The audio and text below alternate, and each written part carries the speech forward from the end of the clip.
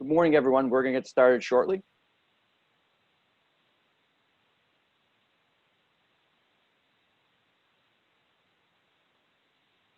Hello again. Welcome to today's Buffalo-Niagara Partnership Manufacturing Council's meeting focused on navigating lending, tax changes, and the future of the Federal Paycheck Protection Program. My name is Seth Piccirillo, and I'm Senior Manager of Economic Development for the partnership. This week, Western New York re-entered phase 2 of the state's reopening plan, and COVID-19 is going to have a lasting impact on every business's access to financial resources and information. So today's topic is a necessary conversation. We have a large group registered for today's webinar, and again, thank you so much for spending your morning with the partnership. Thank you, as always, to the Manufacturing Council sponsors who make our work possible.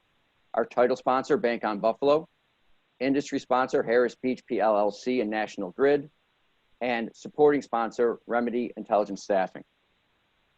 A special thank you to today's presenter and presenting sponsor, the Bonadillo Group, who are going to help us navigate the financial resources that are necessary in this time. And in a moment, I'm going to hand it over to Steve Turner for a great presentation.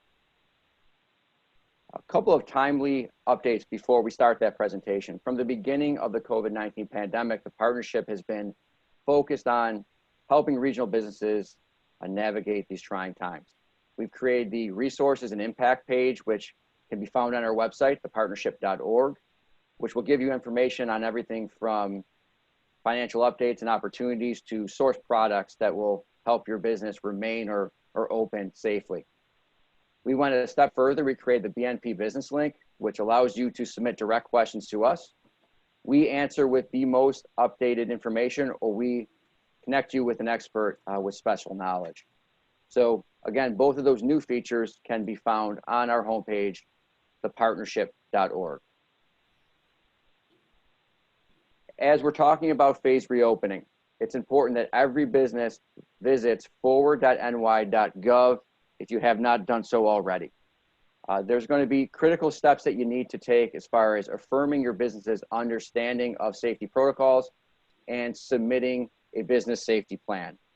And I just want to go over those 5 next steps that forward.ny.gov can walk you through. You need to submit a business affirmation plan to New York State through that website, complete your business safety plan, have that plan readily accessible at your place of business, and communicate that plan with your employees on a consistent basis. Finally, the partnership has created the Keep Buffalo Niagara Working Guide to Reopening Your Business. It is an online resource that connects you to safety protocols, information for, again, making sure your business is staying open or reopening in a safe process. With that, we are very excited to turn it over to Steve Turner of the Bonadillo Group for his presentation. Thanks, Seth. Good morning, everyone.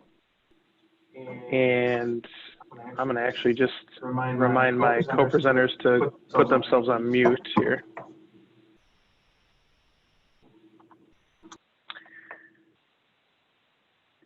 Excellent. All right, we'll get started here. Seth is going to kind of is going to be maintaining control of the slides, so I'm going to cue him as we go here. Thanks everyone for joining us. Kind of good proof that we're not completely sick of CARES Act and PPP based on the number of people joining us this morning. Before we get started, I wanted to just kind of give a brief disclaimer that the information contained in this slide was relevant when it was put together. And as I'm sure everyone on the presentation this morning is aware, the information has continued to change rapidly as we go here, as recently as last night. And there are areas in this piece of legislation that still lack clarity and are subject to interpretation. So there's my general disclaimer. At the end of this presentation, I'd be happy to share any of these slides with anyone that requests them. My general game plan for this morning is to spend about 30 to 35 minutes running through this presentation with you. And I'm going to focus on some things more than others and leave the remaining time that we have together for questions. I will have to be a little selective with questions depending on how many we get. If there's a very specific question that you have, I'd be happy to follow up with you individually afterwards. So let's get rolling. Next slide, please, Seth.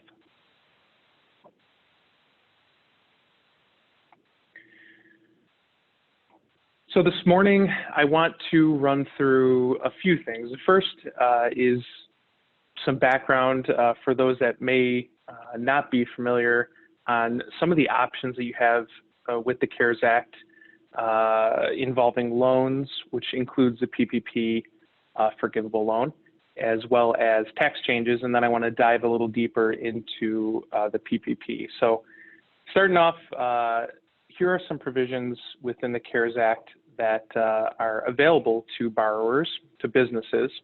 The first one here, Main Street lending loans here. These truly are loans, and we'll run through what those look like. They're not forgivable. They're available to small and medium-sized businesses.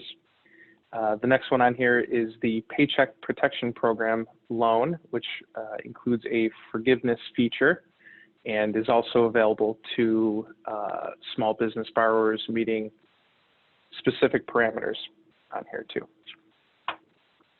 Next slide, Seth.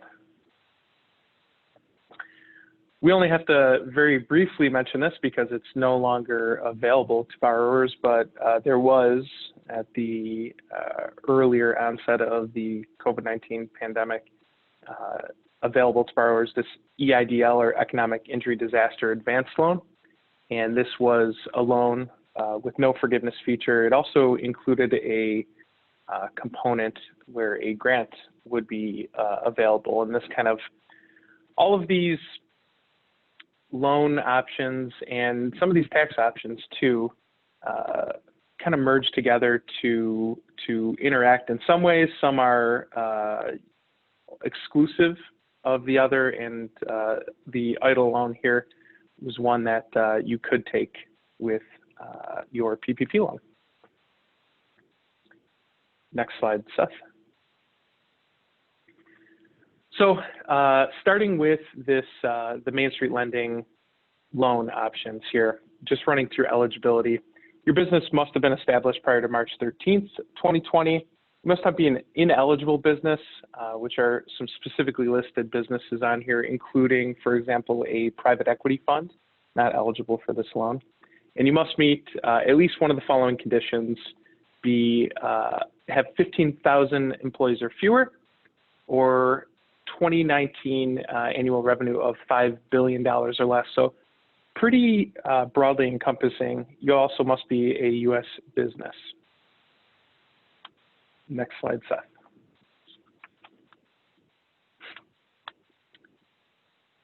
In addition, you must not have received specific support within the CARES Act based on industry.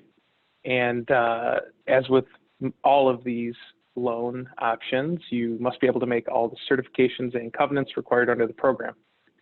Next slide, Seth. All right, so I'm going to pause on this for a couple minutes here. Here's a chart that outlines the parameters of the three different Main Street lending loan options on here. And if you look at this, you'll see across the board that the term is consistent with all three of these options, which is 4 years. The minimum loan size is different between the expanded loans versus the new loan or priority loan. And you can see these are relatively substantial minimum loan sizes, especially the expanded loan, $10 million. And the maximum loan size differs as well. If you look closely on this chart, the new loan column, you'll see that the maximum is limited to the lesser of 25 million or 4 times 2019 adjusted EBITDA. Well, the priority loan is maxes out at 25 million or 6x the 2019 adjusted EBITDA. And the expanded loan, which is really the biggest option across the board here, is going to be maxed out at the lesser of $200 million or 35% of this calculation here. The payment terms also differ between these loans. If you look at this, the new loan has although they all have a 4-year term, the principal payment is different across the board on this. The new loan has a 1-year deferral with 33% of your loan due in years 2 through 4. The priority loan has a 1-year deferral, and you can see it kind of has a step or graduated principal amount due. And the expanded loans pretty much mirror the priority loan option too. And all of these carry the same interest rate.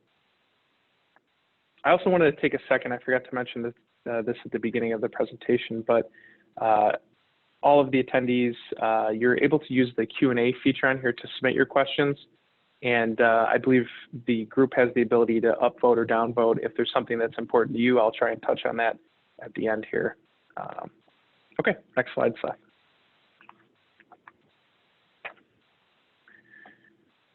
So we talked about Main Street loans. We mentioned in passing idle loans and obviously PPP loans, which I said we'll dive deeper into with the last part of this presentation. The other options that are available to businesses under the CARES Act involve some tax changes. So Seth, next slide, please.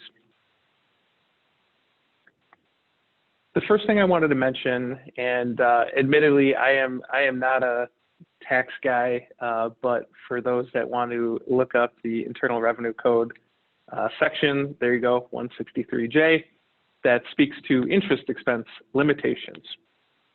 So this chart details on the left under the Tax Cuts and Jobs Act, which was the previous governing law for this, had a 30% of adjusted taxable income limitation on business interest. Under the CARES Act, and you can see the parameters here, this would be a taxable year beginning in 2019 or 2020, that has been bumped up to 50%. Why do you care? There's plenty of different businesses that would have been or would continue to be subject to this interest expense limitation using the 30%. This gives some more breathing room to be able to deduct all that interest. Next slide, please. This interest expense modification has some specific partnership rules to it. And you can see on the bottom portion of this that the overages for a partnership would be deductible in 2020, immediately deductible in 2020. So as it reads, 50% of any of the 2019 excess partnership business interest that is allocated to the partner becomes immediately deductible in 2020. So same thing, just kind of loosening the reins on the interest expense limitations here. Next slide, please. The next thing that changed in the CARES Act versus the TCJA Act, or TCJ Act, it involves qualified improvement property, or QIP. And you can see the definition at the bottom of this slide. It would be any improvement made by the taxpayer to an interior portion of a building, which is non-residential real property. So think restaurants, think retail stores, think offices, that sort of thing. The interior upgrades there.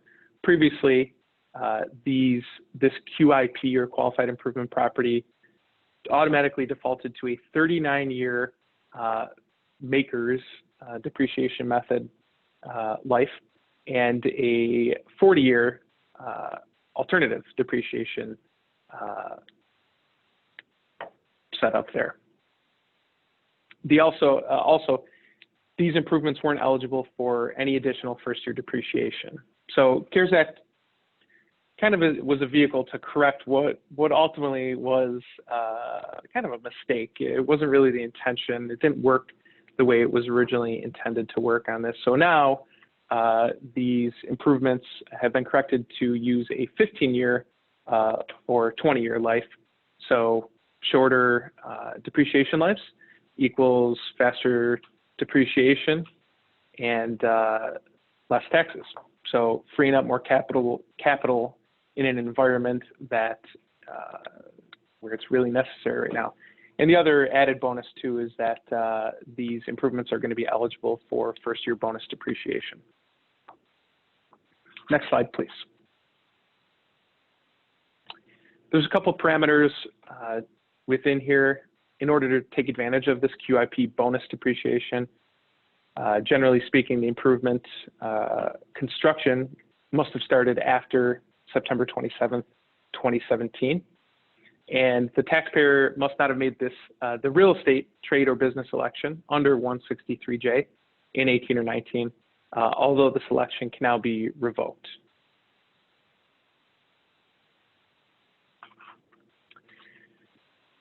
Next item from a tax perspective on here would be the NOL or net operating loss rule changes.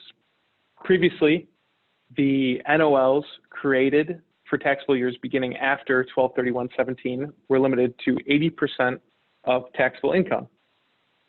Now, with the changes in the CARES Act, up to 100% of taxable income is now the limit. So you can use the entirety of your NOL there. Also, previously, under the Tax Cuts and Jobs Act, losses arising in taxable years ending after 12/31/17 were not eligible for carryback. Now, under the CARES Act, carryback is back, and you are allowed to carry back these losses, and you can do so by amending. So some definite opportunities here when the parameters fit, or the circumstance facts fit here. Next slide, please. Okay, so this is another good reminder that some of this information as of last night may be out of date. So I just want to kind of warn you as we run through this that, and I say maybe out of date because the change from last night that passed the House still has to go to the President, but at that point it would really be considered a slam dunk. So let's talk employee retention credits. So first thing I want to mention on here is when you're thinking about employee retention credits, you have to remember that receiving a PPP loan, specifically forgiveness, would remove the option of claiming an employee retention credit for you. So it's kind of a one or the other situation. There are situations where the retention credit may be, or at this point, may have been more beneficial. The tough part is when businesses were applying for PPP, it was a changing environment, uncertainty was so prevalent. So tough to make a decision when you look back 2 months effectively looking forward. I don't know that at the time that the CARES Act was passed that the general public, business owners, really had a clear picture of where we would be here today on June 4th. So let me jump back into this employee retention credit background. Ultimately, it's a credit against applicable employment taxes on the employer side. You use qualified wages that are paid by the employer in a specific quarter, up to a maximum credit of $10,000 per employee. And I'll speak to how you would actually get this benefit. And it, as of when this was written, applies to wages after March 12th, 2020, but before January 1st. The excess credit claimed is refundable, and there may be, the Treasury Secretary may prescribe guidance to allow for advance payment of the credit as well. Next slide, please.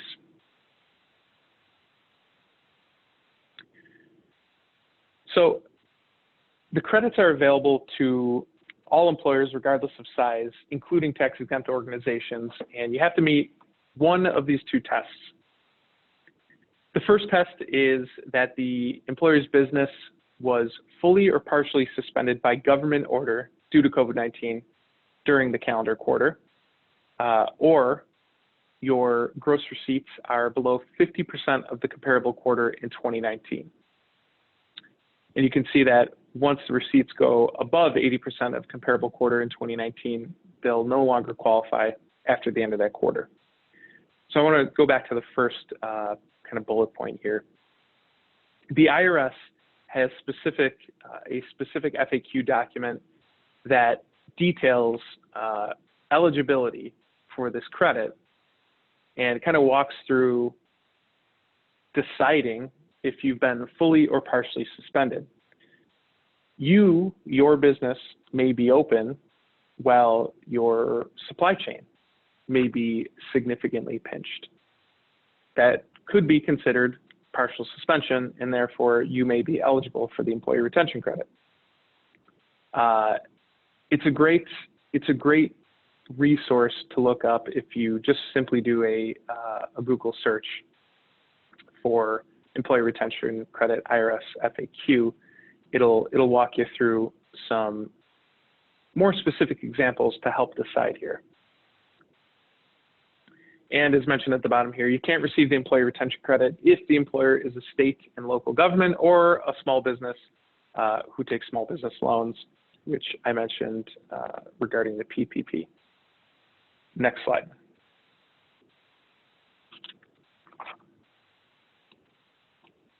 Okay, how do you calculate the credit? So this is where you see some divergence based on employer size. Although businesses of any size are eligible, the cutoff is really going to be under 100 or 100 or more. So overall, 50% of the qualifying wages paid up to 10 grand in total are how you calculate the credit.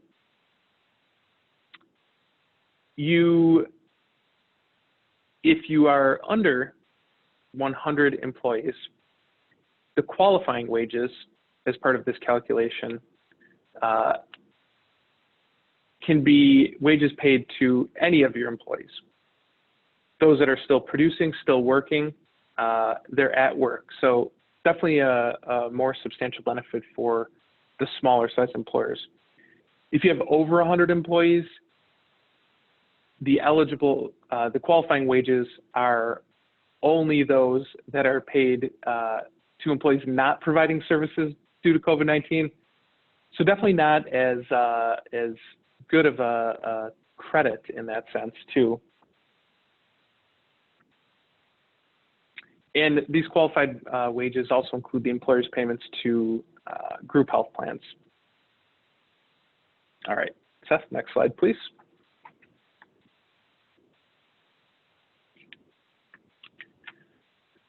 How do you get this credit? You, as an employer, when you're filing your Form 941 quarterly employment tax returns, you would claim this credit on that return. So you would be able to reduce, and past the point of reducing, you would be able to receive a refundable credit for the wages paid under this employee retention credit. Next slide, please. Okay.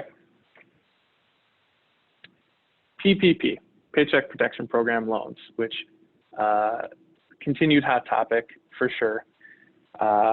We're right pretty much time-wise where I want to be right now, so I'm going to push through the rest of this to open this up for questions and let the attendees kind of guide what they may be interested in further. Next slide, please.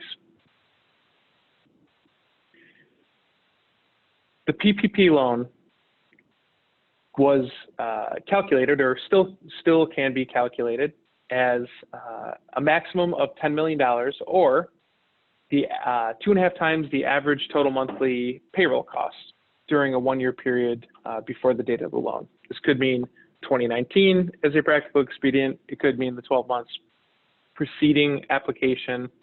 There's some interpretation available there. But in short, 2.5 times 1 month's average payroll. Next slide, please. Actually, Seth, can you go back one? Thank you. So 2 things I wanted to talk about that aren't on this slide, but I think are important to mention too. Eligibility for this loan, and not just calculating the dollar maximum of the loan. It's a pretty important topic. So to the business owners on the call, I'm sure, I hope you're familiar with the FAQ document that the Treasury released, that I don't know how many questions are up to on there. It's in the 40s. And this was kind of the attempt effectively to update and in many cases correct original provisions of this program. When this came out, the loan application itself, very short. It's 2 pages effectively. The spot where you would fill in the loan amount is 1 box. So if you're getting 10 million bucks, it's just 1 box on this form. You had 8 accompanying certifications on here too. Most important one dealt with eligibility and need. So if you think about who was eligible for this, originally there had to be, you had to have had need for this. You had to have assessed your access to capital or liquidity, and this received clarification down the road on this. But if you may have access to lines of credit or additional borrowing. But the nice part is, if you were to max that out and it would have been detrimental to the business, that can kind of be taken off the table. It's not really available to you if you max out all your loans and you can't continue business. The other piece that you had to consider as part of this eligibility and application process would be uncertainty, which I think we can all agree that at a bare minimum, 2 months back when this program went live, when this application went live, there was an incredible amount of uncertainty. I would say that in some industries, you've seen reduced uncertainty over this period of time, these past 2 months. With other businesses and other industries, you've seen sustained or increased uncertainty. But at the time of application, those were kind of the steps. Then the Secretary of the Treasury came out and said, hey, one, we've seen a ton of borrowing from businesses that this really wasn't intended to help. You have the news stories about Ruth's Chris, et cetera. And you have other businesses, small businesses, that were kind of freaking out like, oh, am I actually eligible for this thing? So they put into place this $2 million safe harbor. And what the safe harbor did is it said, for those businesses that receive under $2 million in PPP loan money, it will be presumed that they've made the certification of need in good faith. So you have a pass here. Doesn't mean that you shouldn't document this information. You most certainly should have good contemporaneous documentation put together, minutes and email, documenting your thought process along the way and substantiating it, substantiating your eligibility. But it gives a little breathing room there too. There was also talk that over $2 million, loans over $2 million would be subject to an audit. But the tough part is an audit doesn't always mean an audit. We don't know what that'll look like at this point. We don't know how that will be administered. We don't know who specifically will be handling the doing of that piece too, or what will be required to be provided as part of this audit.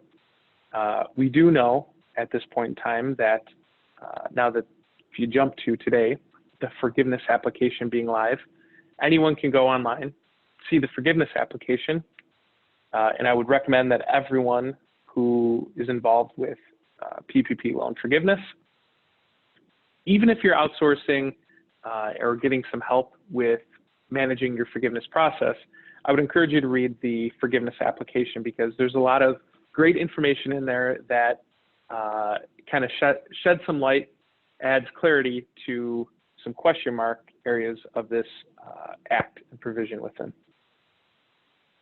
So, all right, I think I've hit enough on that. Seth, let's jump to the next slide, please. So you got your loan, 2.5 times 1 month average payroll. How can you use it? So you can use it, or you need to use it, on payroll costs, including benefits. Benefits meaning group healthcare, group retirement. You can spend it on interest on mortgage obligations. Mortgage obligation defined as a loan on real property, a building, or personal property, maybe a dump truck, a piece of equipment that you have a loan on. You can also spend it on rent for same deal, real and personal property, as long as there was a lease agreement in force or in effect before February 15th, 2020.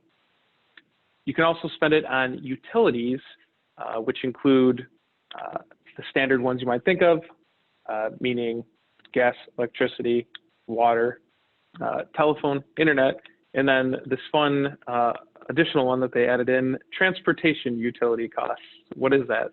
Our best interpretation of that is that it would be transportation utility costs would be fuel for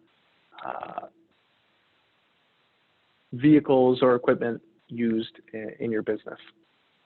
Altogether, likely a very small amount. These funds are supposed to be used to retain workers, maintain payroll, or make mortgage interest payments, lease payments, utility payments. And if the funds are knowingly used for unauthorized purposes, the federal government may hold you liable as fraud. And we've seen some news stories come out in that respect too. Next slide, please. So this is an interesting chart. It's a little cut off on the bottom on my view right here, but actually that just might be because my toolbar is open on the bottom here. But I think this is a good illustration of acceptable use of the PPP loan proceeds versus what qualifies for debt forgiveness. So PPP, of course, the big important piece of that is that it's eligible for up to 100% loan forgiveness if spent on qualifying expenses within a qualifying covered period, which changed, or which rather looks like it will change. So you can see that these are not exactly equal across the board of what you are legally allowed to, or what's acceptable legally to use the proceeds from your PPP loan versus specifically what you can spend it on that would be eligible for debt forgiveness. Next slide, please.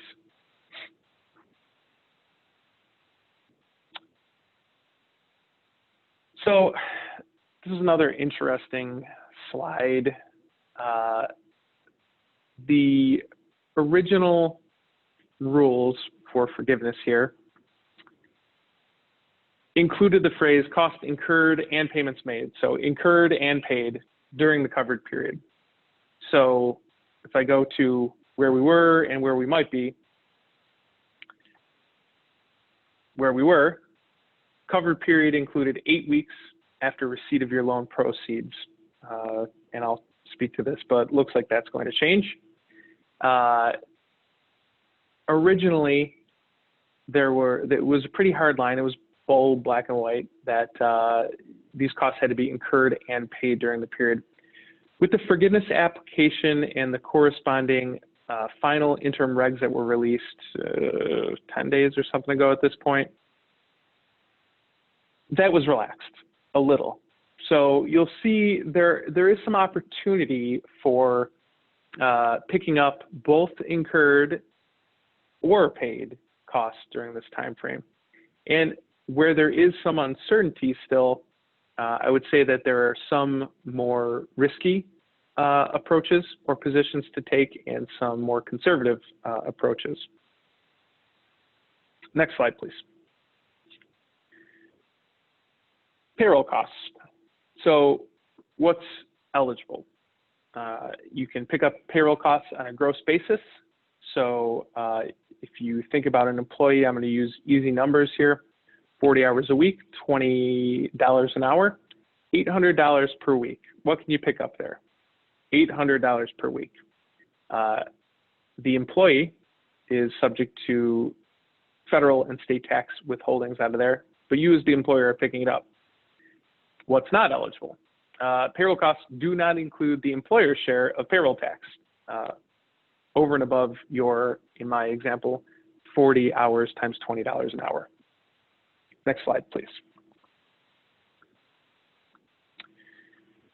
There is a restriction. There's a high level limit and there's a reduction or a lowering wage limit too within on an individual by individual basis within the PPP regarding loan forgiveness.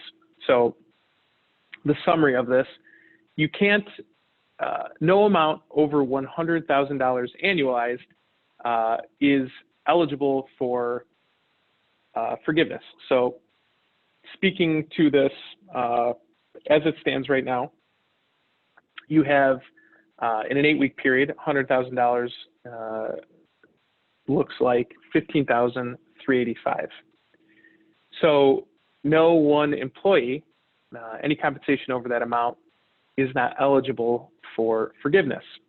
There are specific restrictions for owners as well. And generally speaking, owner compensation is going to be limited to what was actually paid in 2019 on that pro rata basis. So if you had, let's say for an example, an owner last year, 2019, that made $50,000 in their W-2. I'm just going to use, I'm speaking about owner employees here. $50,000, you can't, there is not an opportunity to double or increase the owner's compensation to the $15,385 limit, which would represent $100,000 annualized. So you can't do that. You can, however, increase employees' compensation that is under that $100,000 annualized mark too. So there is opportunity for bonus. There is opportunity for hazard pay. All that's eligible. But as I'll mention, that strategy may change a little as this revision to the law gets goes across the president's desk. Next slide, please. So I mentioned the limits. These are just some other additions that are not within that $100,000 salary limitation, but also eligible costs include employer contributions to defined benefit, a pension, defined contribution, a 401k retirement plan, and group health care coverage, including insurance premiums, and the payment of state and local taxes assessed on compensation of the employee. All of that is in addition to the $100,000 annualized mark. Next slide, please.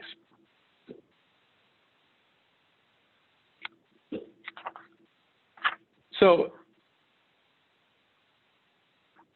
the other thing that could limit you, so you're limited if for forgiveness, you're limited if if the compensation of an employee is over $100,000 annualized. You are also limited if your headcount could add a reduction to your loan forgiveness as well. So clarification that came through the interim final regs and the forgiveness application let us know that an FTEE, full-time equivalent employee, is going to be based on 40 hours or more. Effectively, an employee who works 40 hours or more is a 1.0, and those that work below 40 hours a week on average are going to be a percentage, effectively, you know, 0.7, a 0.8. There's also a practical expedient where you can have, you can calculate it as 1.0s and 0.5s across the board. Everyone who's 40 or more, 1.0, everyone who's under 40, 0.5. But you'd have to look at that on a situation by situation basis to see which is more beneficial. So what do you do with this head count calculation? Well, you do a couple things. First is during your period, you're going to have to calculate your own FTEE, full-time equivalent employees, and then you're going to compare it to one of two periods, the lesser of that same average using the same calculation, beginning February 15th, 2019, ending June 30th, or the period beginning January 1, 2020, and ending 2/29/20. You'll get to compare the top number on this slide to the lesser of the bottom numbers to use whatever is most beneficial for you. Next slide, please. What if you saw a decrease? What if you had 50 employees on your numerator on the previous slide and you dropped to 25 on average during those two, or I'm sorry, if you had 50 employees in one of the two bottom numbers and you only made it to 25 in your numerator there, are you going to see a 50% reduction? No, the answer is no, not necessarily. So if you had a reduction between 2/15/2020 ending 2/26/2020, or I'm sorry, if you look at your FTE equivalent as of 2/15/20, and then by no later than June 30th as a snapshot, the employer has eliminated the reduction or return to full employment, it's a get out of jail free card for this thing. So if it took you some time to ramp up back to full employment, this would allow you to still be eligible for full forgiveness. This is probably a good time now to briefly touch on what passed the House last night. So passed the Senate, passed the House, going to the President, changes to everything I've basically just told you are going to be, instead of an 8-week covered period to spend this thing down, we're looking at 24 weeks.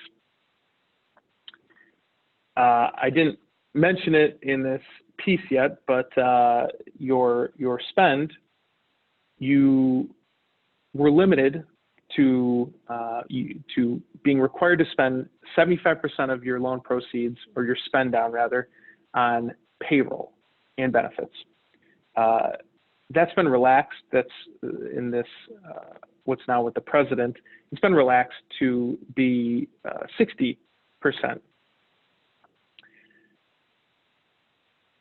Let's say you had money left over. You didn't spend it all. And now with that 8 to 24 week period, I would expect that most businesses are going to be able to spend this thing down and be eligible for full forgiveness. But let's say you had money left over. Ultimately, it's still a loan. Previously, that was a 2-year loan, 6-month deferral, so 18 months of principal. Kind of heavy-handed, tough to manage, especially if you're maybe a restaurant or something that is having trouble reopening, governmentally restricted. The revision in the HEROES Act would extend the maturity of that loan to 5 years.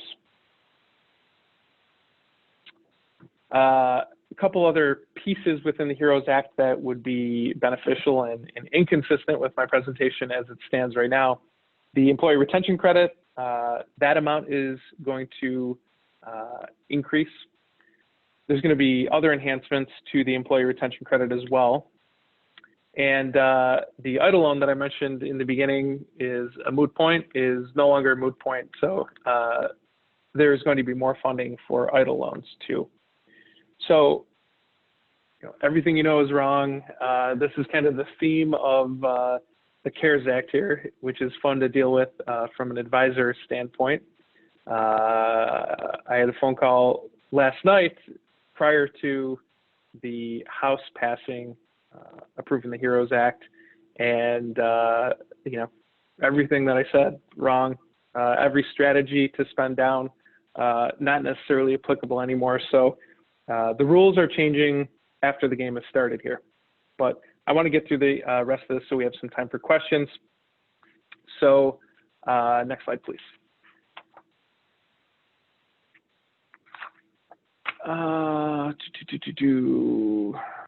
So the long and short of this slide is I spoke to the $100,000 top side limitation. This is telling you that you can't reduce employees' compensation during the covered period. So if you look at a salaried employee, if they were making $60,000 annualized, you can't say, listen, I'll bring you back, but I'm going to pay you 30 grand. Well, you could do that, but you're going to see a reduction in your PPP loan forgiveness. For an hourly employee, you can't take an hourly employee that was making $16 an hour and you couldn't reduce them to 11 bucks an hour. You can't decrease pay by more than 25%. So something to consider. We're not really seeing a ton of this, but think about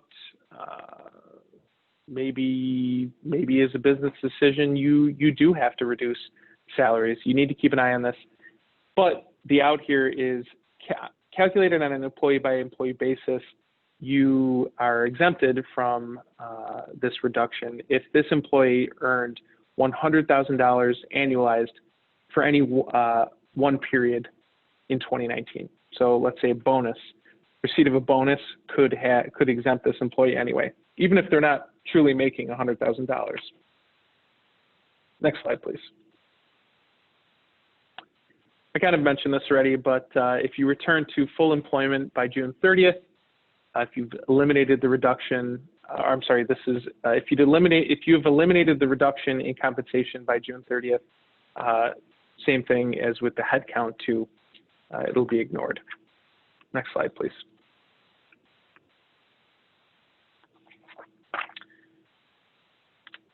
There's a ton of writing on this slide.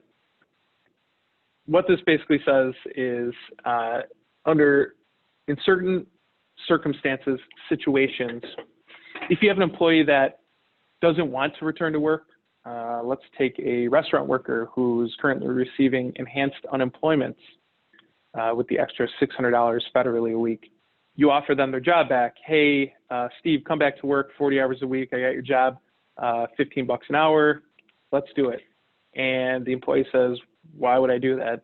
Well, first, you as the employer have to report that you've offered them the job back. That will affect their unemployment benefits. But from a headcount perspective, you would get to, if properly documented with written documentation, you would not necessarily have to factor in like, well, I had 100 employees, but Steve didn't come back, so I'm at 99. You would still get to count me as towards your return to full headcount.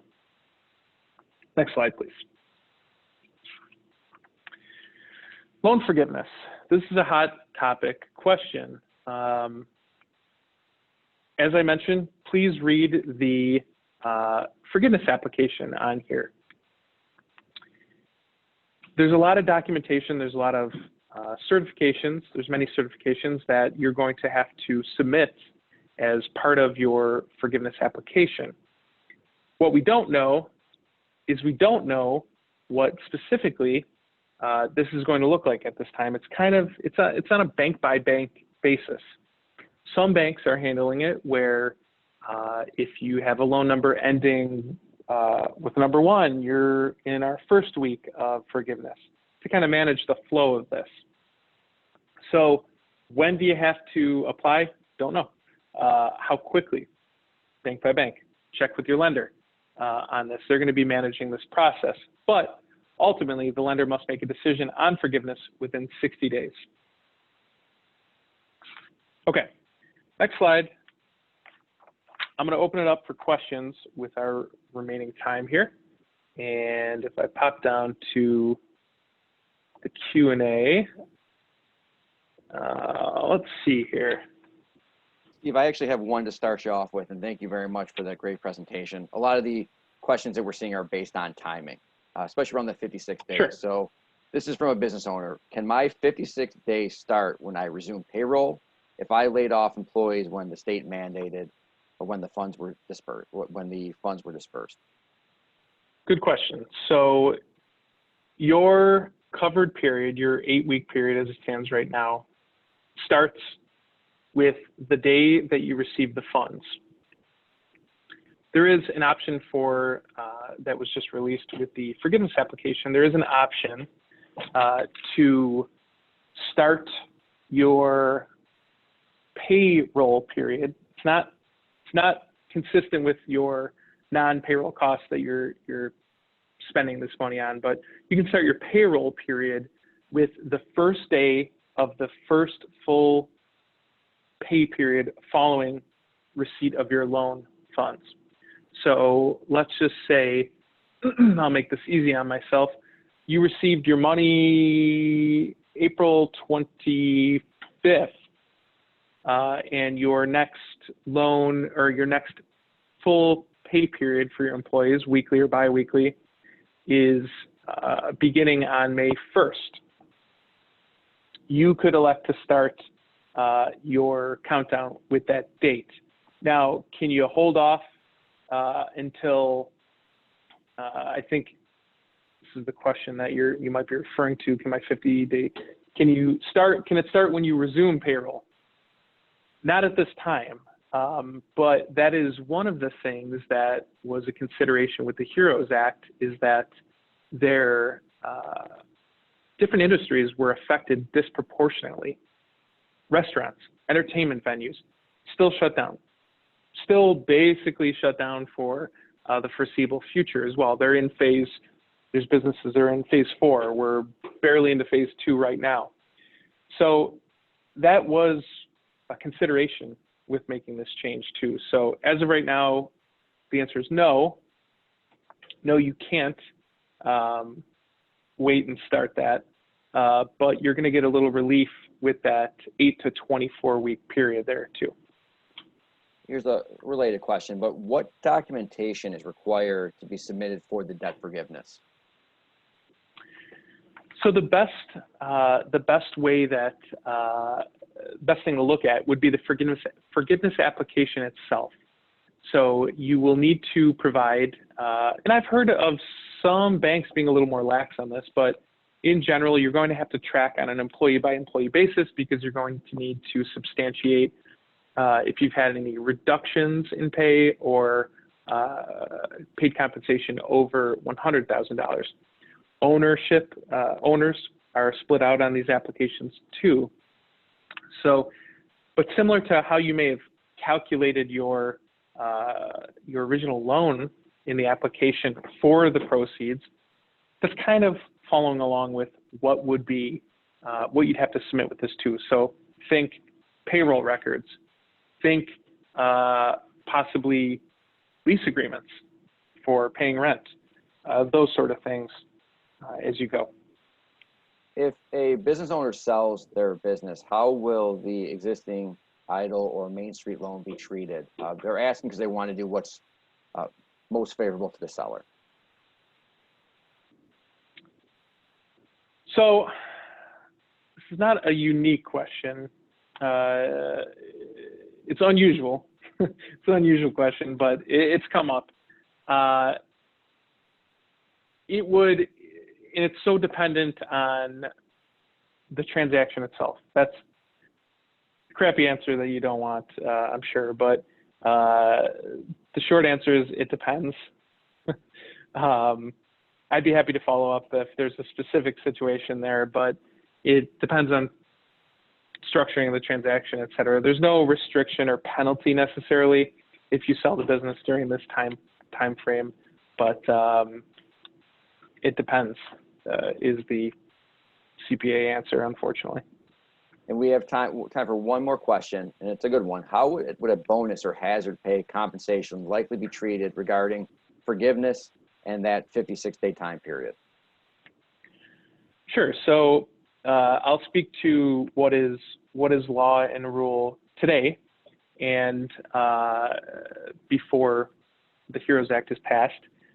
bonus pay, hazard pay, eligible. Doesn't really matter what you call it. What matters is the cap, that $100,000 annualized cap. So as it stands right now, 8 weeks divided by, or 100 grand divided by 52 times 8, 15,385. Slice it up however you want.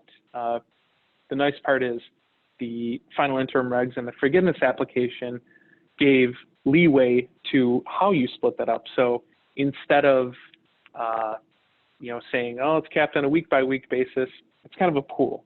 So if you want to give bonus pay or hazard pay to your employees, it's counted as a payroll cost in that currently 75% bucket.